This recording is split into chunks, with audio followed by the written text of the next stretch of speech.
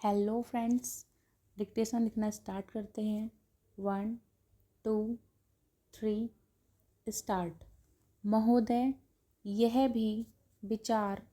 किया गया है कि जो व्यक्ति समाज में काम करता है, चाहे आविष्कार का काम करे, चाहे दूसरा कोई काम करे, उसको उस काम में तब तक सफलता नहीं मिल सकती है जब तक कि समाज का सहयोग या समाज ने जो परिश्रम किया है या कुछ आविष्कार किया है उसका उपयोग उसको प्राप्त न हो, उसका उपयोग वह न कर सके। इसलिए जब भी कोई व्यक्ति किसी वस्तु का आविष्कार करता है तो आविष्कार करने में न केवल उसका अपना परिश्रम रहता है, लेकिन साथ ही साथ समाज ने जो काम किया होता है, चाहे विज्ञान के क्षेत्र में या प्रौद्योगिकी के क्षेत्र में या किसी अन्य क्षेत्र में, उस सब से भी वह लाभान्वित होता है। इसलिए जब हम किसी आविष्कार के अधिकार की रक्षा करना चाहते हैं तो उसके साथ साथ यह भी विचार हमारे दिमाग में आता है, जिस व्यक्ति ने समाज की सहायता से आविष्कार किया है उस समाज को भी उसका फल अधिक से अधिक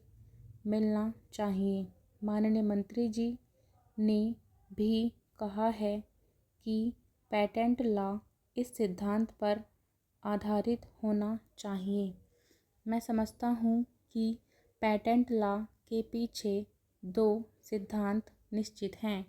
पहला सिद्धांत तो यह है कि जो व्यक्ति परिश्रम करके,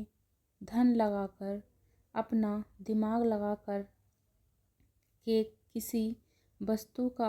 आविष्कार करता है, उसके तथा अपने परिवार के लोगों के अधिकारों की जहाँ रक्षा होनी चाहिए, उसके साथ ही साथ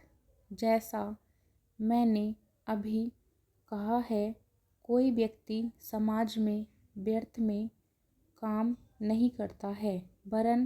पिछले समाज के लोगों ने जो जो काम किए होते हैं, चाहे विज्ञान के क्षेत्र में या प्रौद्योगिकी के क्षेत्र में या किसी अन्य क्षेत्र में, और जिनके आधार पर वह कोई आविष्कार करता है, उसको उसका प्रतिफल तो मिले, लेकिन जो परिणाम हो उसका प्रतिफल समाज को भी मिलना चाहिए।